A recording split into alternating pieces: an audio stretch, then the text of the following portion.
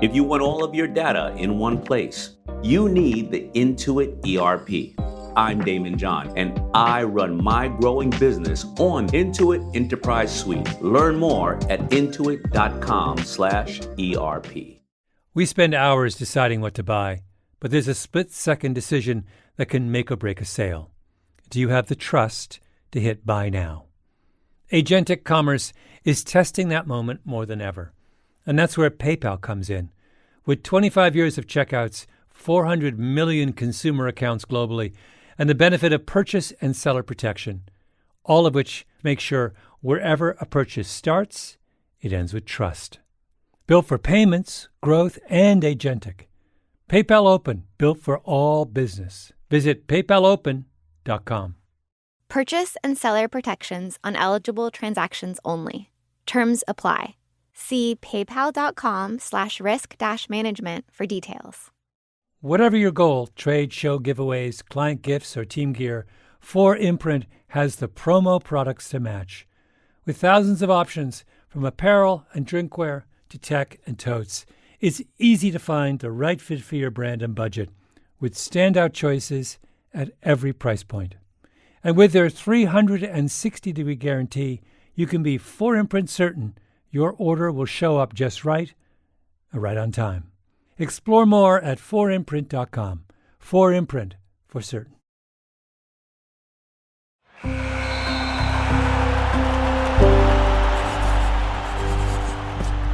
Pushkin.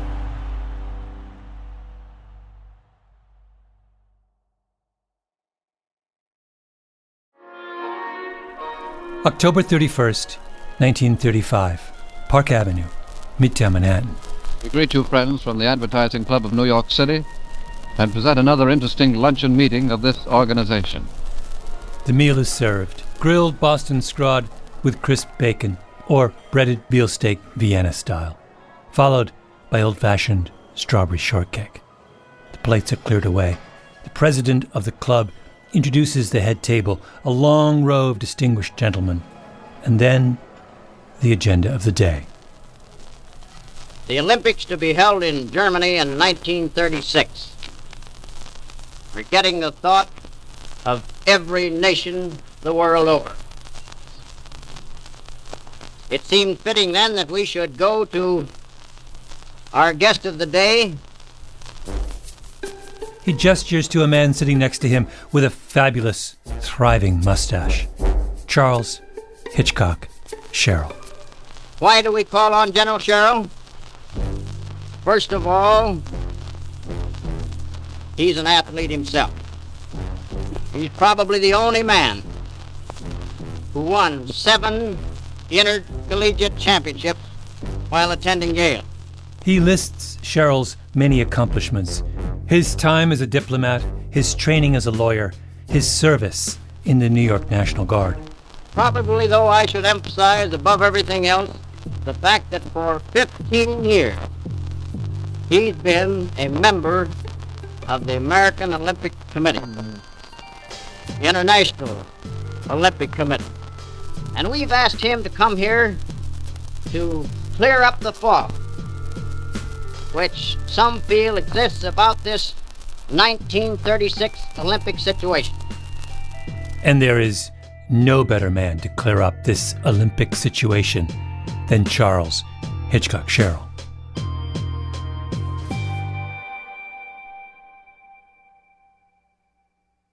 Of course, he opens his advertising club talk with a joke.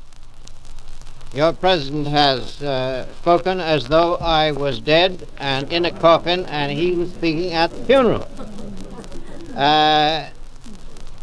He left out what I think is the most important thing that he could, and that is that I have led the happiest life of anybody you ever met in your life. He beams, he looks around happily, his eyes twinkle. This is his kind of room. He launches into a brief and modest account of his sprinting accomplishments at Yale. He speaks of his key role in the invention of the crouching start and how the press loved to talk about it. I have a wife at home who seriously objects to my athletic past. She says, why is it that whenever you achieve anything, they must print half-naked pictures of you. And then Charles Sherrill tells the assembled group the story of how he has rescued the Olympic Games from the doubters and the naysayers, not once, but twice. Welcome to episode 3 of Hitler's Olympics, our story about the 1936 Games, the most important games in the history of the Olympics. In the previous installment, we met our would-be hero, Charles Sherrill, who single-handedly brokered the deal in Vienna, the promise that he believed would save the 1936 Olympics, a promise from the Nazis not to exclude Jewish athletes from the Games. But now, the deal is imperiled. There are renewed calls for an Olympic boycott, and our hero has been compelled, once again, to come to the rescue.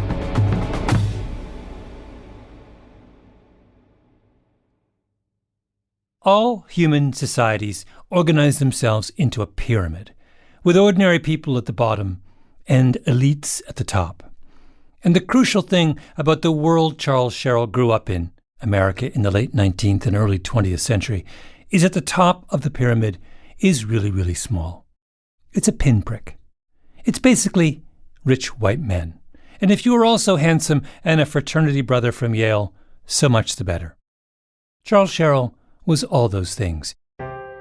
He was at the very apex of the pinprick. And right from the beginning, what distinguished Charles Sherrill was his intuitive understanding of the rules that governed the top of the pyramid. Like, for example, never say a discouraging word about another person in that tiny group at the very, very top. I'm reading to you now from Sherrill's unpublished memoirs, where he recounts the story of the time he was part of a group visiting the White House and presented the First Lady, Grace Coolidge, with a bouquet of roses that had been named in her honor. I did this, Sherrill writes, with the comment that the presentation of Coolidge roses to Mrs. Coolidge was but holding the mirror up to nature. She replied, "Not exactly, because the roses are blondes, and I am a brunette." Earnest guffaws all round. Rule number 2, if you are outside this tight little circle at the top of the pyramid, Charles Sherrill doesn't see you. This is a crucial point. There is a certain kind of racist who is racist because he or she harbors an obsession with the other. In the Jim Crow South, for example, swimming pools were segregated because white people didn't want to share the same water as black people. The idea that something might wash off black skin and linger in the water grossed them out. It kept them up at night. It was visceral. That's not Charles Sherrill. He has plenty of black people in his life. They work in the kitchen. They take his coat. But the thought that he is sharing his Manhattan townhouse with them does not keep him up at night. He has arranged his life so that he doesn't have to think about them at all. So when it comes to the 1936 Olympics and Jews in Germany, you might be wondering, is Sherrill an anti-Semite? Well, not like Hitler was an anti-Semite. Hitler got all worked up about Jews. People like Sherrill, on the other hand, kept their voices down. What is the attitude of this kind of person in this era towards Jews? Let's see, where to begin? Mick Lemon, historian. So you're really talking about these sort of upper patrician classes, right? So typically these people lived inside a series of institutions that were quote unquote restricted, which meant, in the broadest sense, only gentlemen could be in them, and in the specific sense, usually meant no Jews. So this would apply to, private clubs, neighborhoods that often had deed restrictions that, no Jews could live there. Very, very often workplaces had rules against Jews being hired. It was understood that Jews weren't allowed in this world of sort of upper-class gentlemen and ladies. People in Sherrill's class arranged their lives so that they didn't have to deal with Jews. And I think they would have thought, Jews are coarse, they're vulgar, They're not gentlemanly. They think about money all the time, things like that. But they didn't think of Jews, to use one of Hitler's favorite words, as vermin. Sherrill's great friend on the International Olympic Committee was the group's president, the Belgian Count Henri de Baillet-Latour. Remember, Latour's wife was the one who wrote Hitler a thank you note when he invaded Belgium. Now, she wouldn't call herself a Nazi. She would say that sending a thank you note to your invaders upon the occasion of your country's invasion was just good manners, like sending a bundt cake to the family that moves into the mansion across the street. The Count, meanwhile, once said of Jews in a letter to a friend that he wasn't fond of them. He wrote that Jews usually, quote, shout before there is a reason to do so.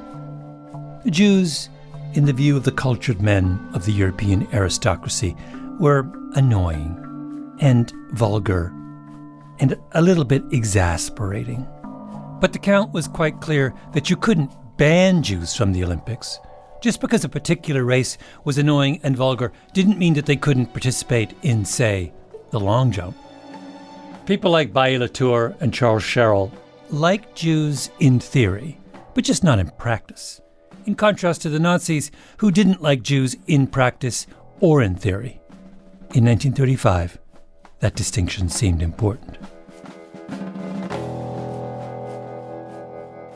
Oh, rule number 3 from the top of the pyramid. Remember when we said in the last episode that another of the people Sherrill reminds us of is Candide's Pangloss, the man who believes that all is necessarily for the best end. Essentially, everything happens for a reason, and a good reason at that. I mean, how could it not when you're living a life like Charles Hitchcock Sherrill?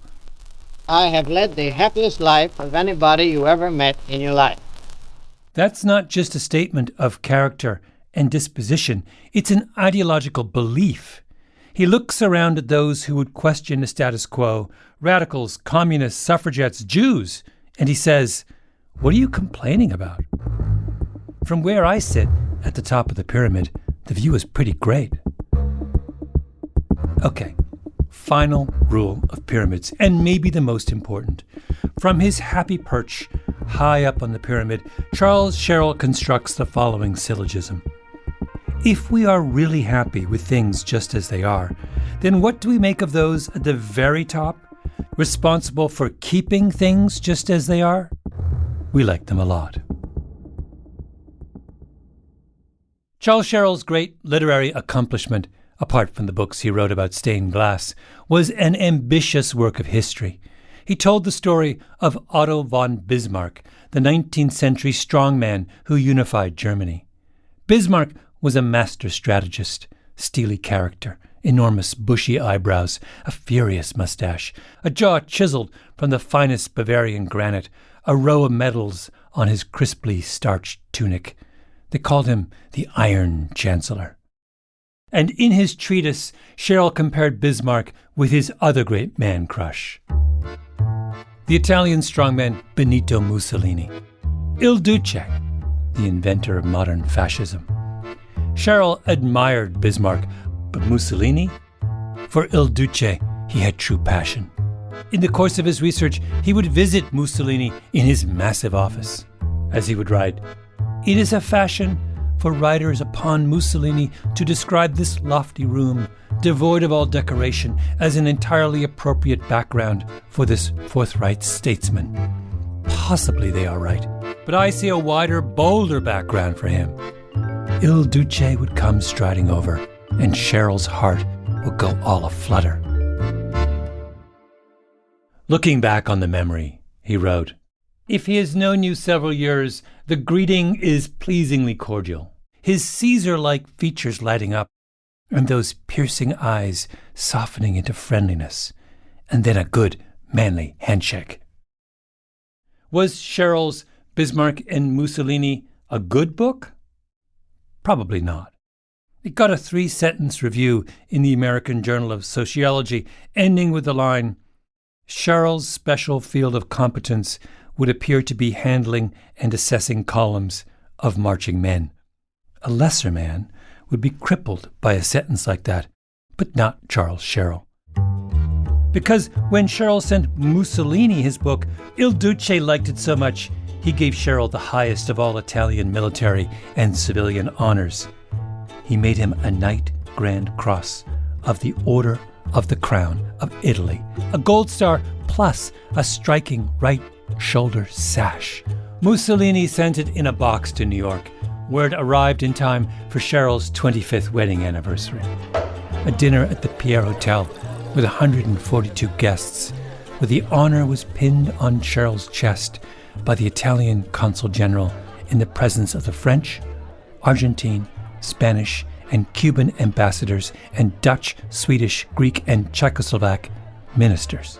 A guest list that all of us have dreamt about for our 25th wedding anniversary. Let the assistant professors of sociology write what they choose about the book. Our hero was now a Knight of the Grand Cross of the Order of the Crown of Italy.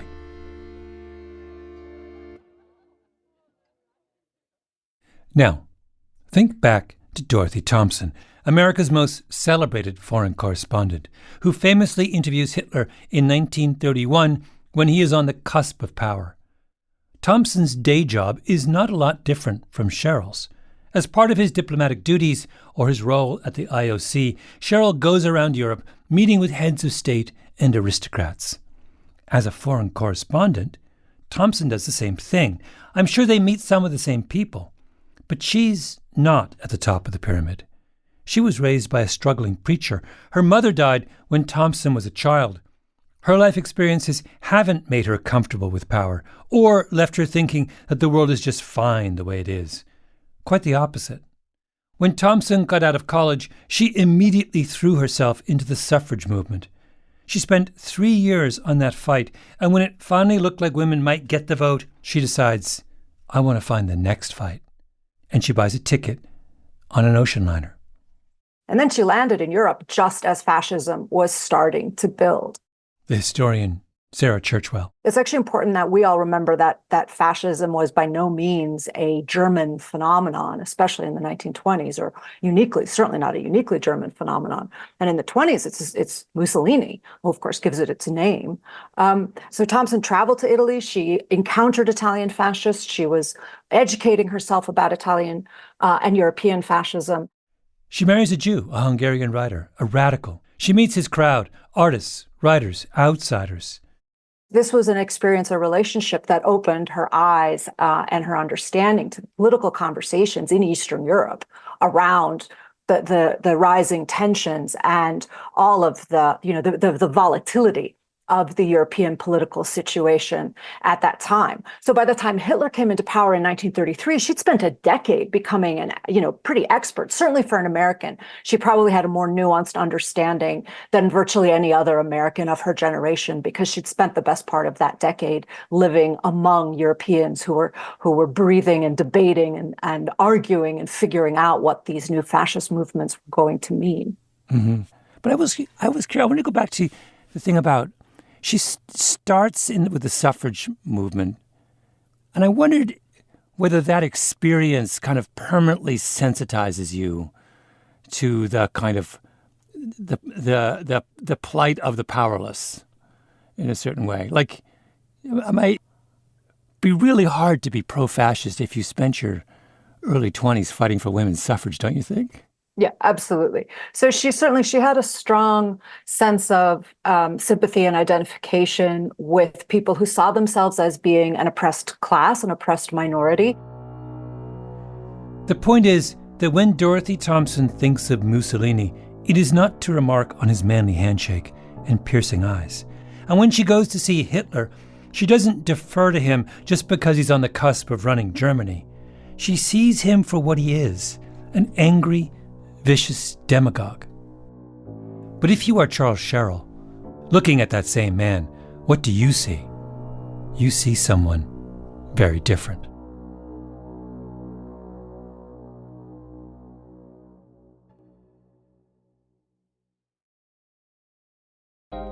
If you want all of your data in one place, if you want a single home for all of your entities, if you want to spend more time working and less time searching, you need the Intuit ERP. I know because I'm Damon John, and I run my growing business on Intuit Enterprise Suite, the AI native ERP that's powerful, painless, and proven. Learn more at intuit.com/ERP. We spend hours researching products online and deciding what to buy, but there's a split-second decision that can make or break a sale. Do you have the trust to hit the Buy Now button? The way we discover and compare things is evolving, happening faster, and influenced by new forms of intelligent advice. But the underlying trust question doesn't go away. If anything, it's more important than ever. That's where PayPal comes in. For more than 25 years, they've been a trusted way to pay.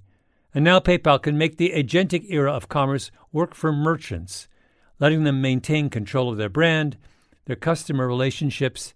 So even as the way we shop changes, the moment that matters most still feels familiar and deeply dependable. Built for payments, growth, and agentic. PayPal Open, built for all business. Visit paypalopen.com to get started. Purchase and seller protections on eligible transactions only. Terms apply. See paypal.com/risk-management for details. Whether you're planning a big event, launching a new campaign, or just stocking up on team gear, finding the right promotional products makes all the difference. That's why so many brands turn to 4imprint. They offer thousands of options, from on-trend apparel and premium drinkware to tech, totes, and giveaways, so you'll find the right fit for any audience, purpose, or budget. You can customize it all: your logo, your message, your look, and many items come with no setup charge to help you save. And if you're really watching the bottom line, you'll find standout choices at every price point so you can make a real impact while staying on budget. Plus, you'll get expert help, fast turnaround times, and their 360-degree guarantee so you can be 4imprint certain your order will arrive on time and look exactly right. Whatever your goal, 4imprint makes it easy to find your perfect promo match. Explore the possibilities today at 4imprint.com. 4imprint, for certain.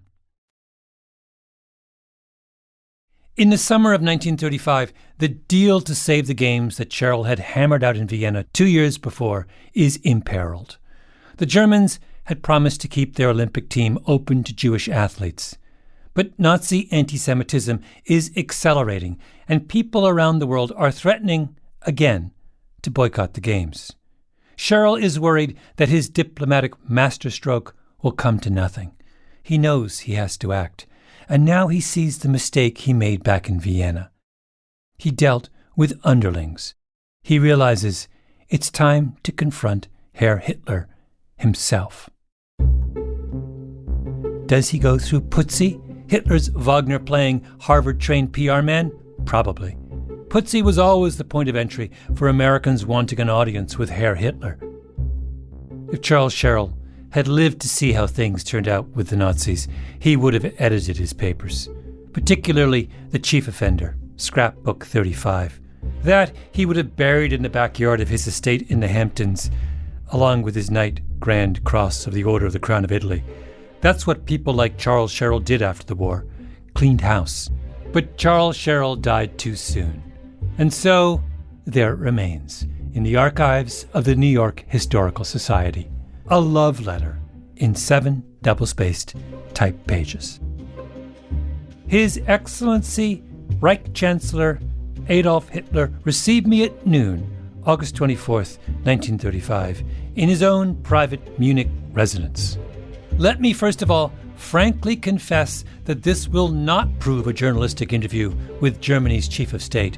It merely narrates a foreigner's visit to an undeniably great leader. As a gift, Sherrill brings Hitler 2 of his books, his treatise on German stained glass windows, and of course his masterwork comparing Mussolini and Bismarck. Then they talked, man to man, for an hour and 10 minutes. He wrote, I was immediately struck by the fact that Hitler deliberately chose the seat facing the window and its bright sunlight. When in 1921 I talked with 15 European prime ministers plus 4 presidents, and 2 years later 9 kings, none of them did this, nor have any leading statesman I have since then met. Charles Sherrill had nothing but respect for a man unafraid to sit facing the window. He goes on. His photographers do him grave injustice in 2 regards. They do not show enough the strength of his upper head, above the expressive eyes, and give no hint of the engaging human being he can be when he wants to be. Dorothy Thompson, remember, looked into those same eyes and found the peculiar shine which often distinguishes geniuses, alcoholics, and hysterics. It's like they're meeting a different man. Thompson found Hitler formless, cartilaginous, ill-poised, and insecure. But Sherrill finds himself drawn to Hitler's famously short mustache. It's not like Sherrill's mustache, which of course is full and luxuriant and suggestive of all manner of daring and panache, but something this concise yet emphatic for the Führer totally works. It suits Hitler's face while speaking because revealing all of the expression around the mouth. Welcome to the top of the pyramid, my little mustachioed friend. So what did the 2 men talk about? Here's Sherrill again.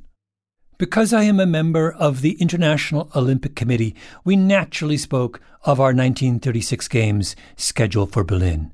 In these, he expressed keen interest. Then Sherrill brings up what he calls the unfortunate Jewish question. Not the Nazis' anti-Semitic policies writ large, of course, but the annoying controversy over Jews on the German Olympic team, and how it's threatening to derail the games. Sherrill has a proposal for Hitler, a simple way to calm the waters back in the United States. Just put a Jew on the Olympic team. One will do. Sherrill even has someone in mind, a fencer named Helene Mayer. Mayer is German and living in Los Angeles. She's one of the greatest fencers of all time. Technically, she's only half Jewish, since her mom is a proper Aryan. Sherrill thinks that fact will help persuade Hitler. Plus, Mayer is blonde and blue-eyed and really looks the part. Hitler pushes back, so Sherrill brings up the Vienna Declaration that he'd hammered out 2 years previously at the Hotel Imperial.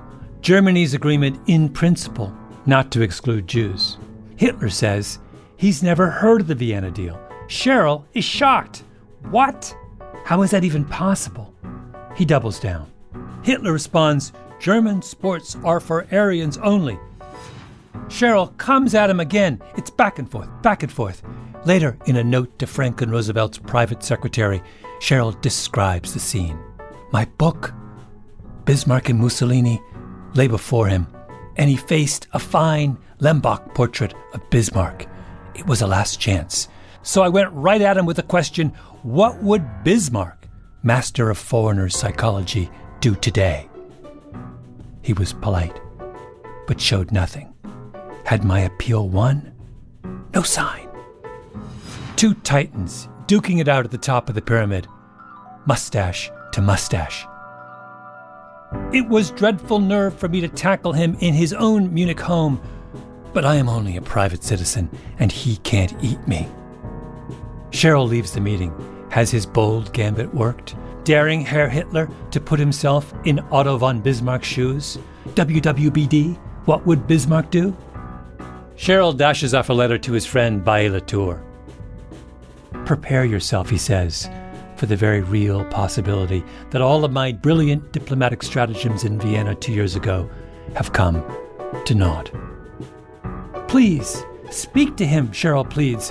We need Hitler to compromise for the sake of the games. He writes, it will be a trying test for even your remarkable tact and savoir-faire, and the sooner you meet the situation, the better the hope for your success, instead of a destructive explosion.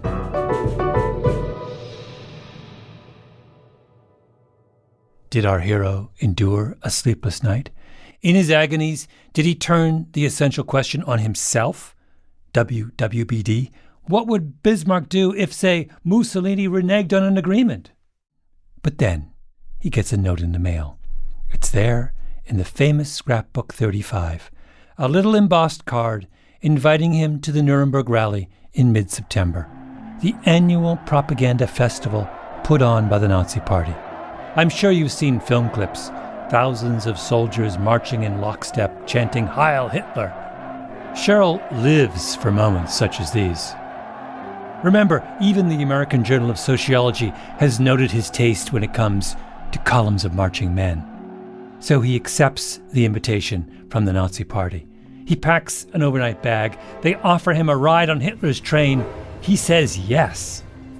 And then in his scrapbook, there then follows many pages of press coverage, swastikas, Nazi propaganda that he collected. My colleague Ben Nadaf Hafri, reporting on what he found in Sherrill's papers at the New York Historical Society. There's an amazing photo of him at the Nuremberg rally at some official event surrounding it with all these medals on his tuxedo jacket, sort of gazing up at the ceiling in awe, because you imagine he's in some vast hall, surrounded by they're such prototypical Nazis. So it's just this man kind of daftly wandering around this grand hall surrounded by these deeply evil people, and completely unaware of the historical significance of what he's witnessing. Other than that, it's a very important event and therefore must be prepared for his scrapbook.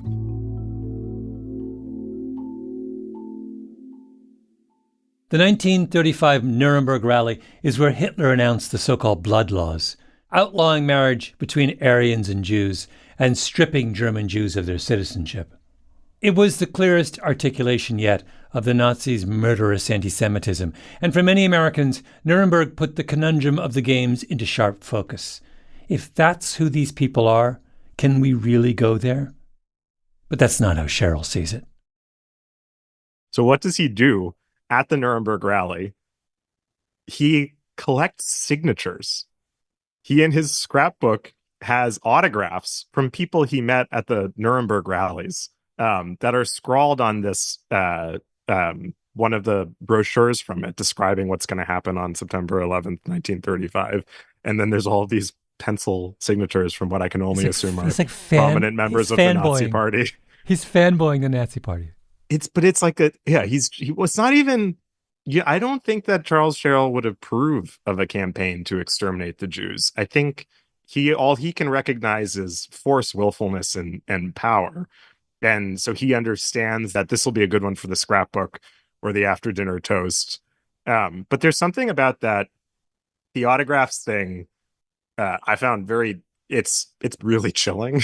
And there has to be it feels like a different category than the banality of evil. It's like we have to invent a new term for the relationship Charles Sherrill bears to this evil. I'm with you. He's just unbelievable. At the end, a top Nazi official pulls him aside and tells him, "Herr Sherrill, we have good news for you. We are inviting the half-Jew, Helene Mayer, to join the German Olympic team." Mission accomplished.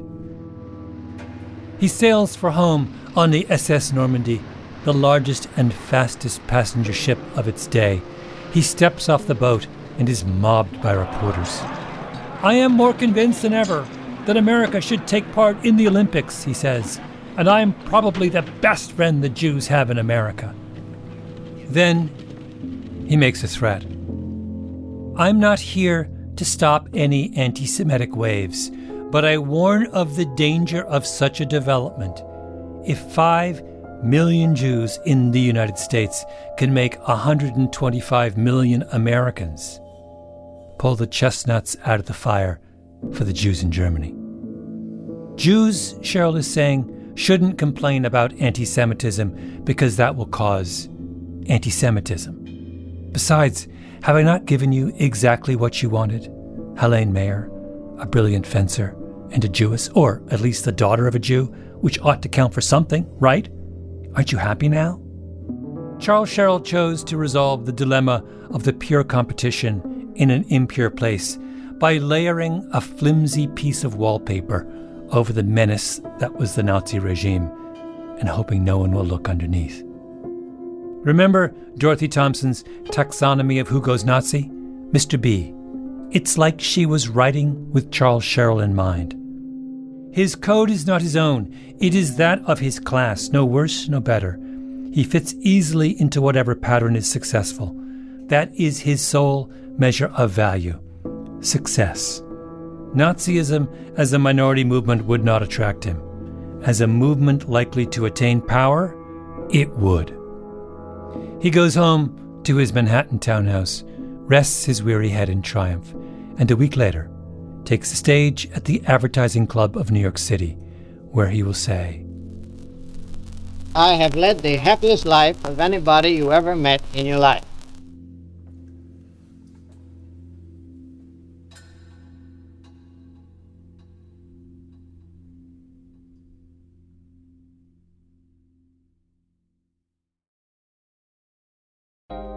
If you want all of your data in one place, if you want a single home for all of your entities, if you want to spend more time working and less time searching, you need the Intuit ERP. I know because I'm Damon John, and I run my growing business on Intuit Enterprise Suite, the AI native ERP that's powerful, painless, and proven. Learn more at intuit.com/ERP. We spend hours researching products online and deciding what to buy, but there's a split-second decision that can make or break a sale. Do you have the trust to hit the Buy Now button? The way we discover and compare things is evolving, happening faster and influenced by new forms of intelligent advice. But the underlying trust question doesn't go away. If anything, it's more important than ever. That's where PayPal comes in. For more than 25 years, they've been a trusted way to pay. And now PayPal can make the agentic era of commerce work for merchants, letting them maintain control of their brand, their customer relationships. So even as the way we shop changes, the moment that matters most still feels familiar and deeply dependable. Built for payments, growth, and agentic. PayPal Open, built for all business. Visit paypalopen.com to get started. Purchase and seller protections on eligible transactions only. Terms apply. See paypal.com/risk-management for details. Whether you're planning a big event, launching a new campaign, or just stocking up on team gear, finding the right promotional products makes all the difference. That's why so many brands turn to 4imprint. They offer thousands of options, from on-trend apparel and premium drinkware to tech, totes, and giveaways, so you'll find the right fit for any audience, purpose, or budget. You can customize it all: your logo, your message, your look. And many items come with no setup charge to help you save. And if you're really watching the bottom line, you'll find standout choices at every price point so you can make a real impact while staying on budget. Plus, you'll get expert help, fast turnaround times, and their 360-degree guarantee so you can be 4imprint certain your order will arrive on time and look exactly right. Whatever your goal, 4imprint makes it easy to find your perfect promo match. Explore the possibilities today at 4imprint.com. 4imprint, for certain. Charles Sherrill will not live to see the Berlin Olympics. He will die of a heart attack at his Paris townhouse the following June, a few weeks before the spectacle of the opening ceremonies in Berlin. That is a shame. Few would have enjoyed that bit of fascist pageantry more than Charles Hitchcock Sherrill. So the Advertising Club speech is really the last time we will see him in his element, and he has a message for the world that day. It's about the Jews. They are violating the rules of the pyramid. People are supposed to be nice to each other. People are supposed to accept the world as it is. Be glad for it. People at the bottom are supposed to stay out of sight. And everyone should revere the people at the top. But ever since he stepped off the Normandy and said that bit about how Jews shouldn't really complain about anti-Semitism because that will cause anti-Semitism, people have been mean to him. This is what he wanted to tell the august members of the Advertising Club of New York. He has been wronged. After all my years of urging a square deal for Jews, they call me anti-Jewish. Many Christians have been asked me by telephone, telegraph, and letter about the type of communication that have been coming in since my arrival from abroad 10 days ago. In the first place, almost all the Jewish letters, I'm sorry to say, have been either abusive or threatening. He goes on and on. He is aggrieved. Heavy hangs the head that wears the crown. This forces me, and I say it with deep emotion, to desist from those friendly efforts in the future. But neither that incident nor the torrent of Jewish abuse recently poured upon me can succeed in making me anti-Jewish. He doesn't hate the Jews, he's trying to say, but he will not stand with them again because his feelings have been hurt.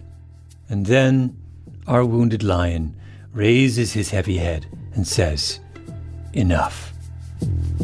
Everybody has a perfect right to have an opinion on this much discussed question, but now that the decision to go to Berlin has been definitely made by the only American group having the right of decision, that would be people like Charles Hitchcock Sherrill, the people at the top of the pyramid.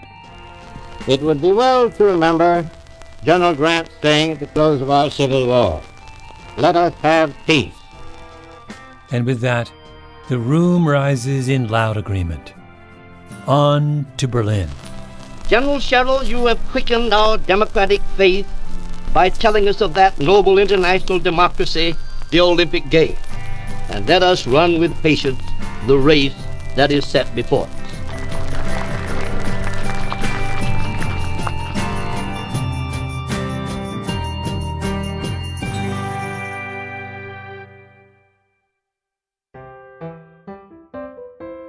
Revisionist History is produced by Ben Nadaf Haffrey, Tolly Emlin, and Nina Bird Lawrence.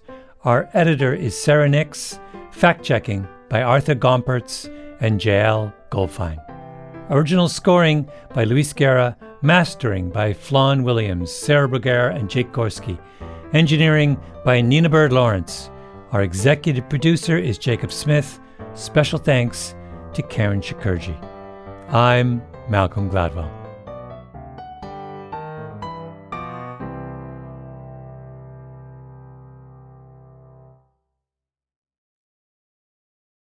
If your finance team spends more time finding data than using it, if there's one entity here and one there and one here and one there, if scaling your business feels like starting over, you need the Intuit ERP. Intuit Enterprise Suite is the AI-native ERP solution that's powerful, painless, and proven. Learn more at intuit.com/ERP. We spend hours deciding what to buy, but there's a split-second decision that can make or break a sale. Do you have the trust to hit buy now? Agentic commerce is testing that moment more than ever. And that's where PayPal comes in. With 25 years of checkouts, 400 million consumer accounts globally, and the benefit of purchase and seller protection, all of which make sure wherever a purchase starts, it ends with trust. Built for payments, growth, and agentic. PayPal Open, built for all business. Visit paypalopen.com. Purchase and seller protections on eligible transactions only. Terms apply. See paypal.com/risk-management for details. A BetterHelp ad. Have you ever had so many tabs open that your computer starts slowing down? 10 for work, 5 for family, 1 for that thing you've been meaning to figure out. 20 more are running quietly in the background. Life can feel like that too. According to BetterHelp's 2026 State of Stigma report, 85% of Americans say getting support is a smart thing to do. Yet 74% say society still discourages people from asking for help. And more than 3 in 4 Americans reported symptoms of anxiety or depression in the past 2 weeks. Therapy can help you sort through what's taking up space and attention. With BetterHelp, you can connect with a licensed therapist online on your schedule. You'll be matched based on your needs, and you can switch therapists anytime. In fact, 69% of BetterHelp users showed meaningful improvement in anxiety and depression. maybe it's time to close a few tabs. Visit BetterHelp.com. That's better, HELP.com.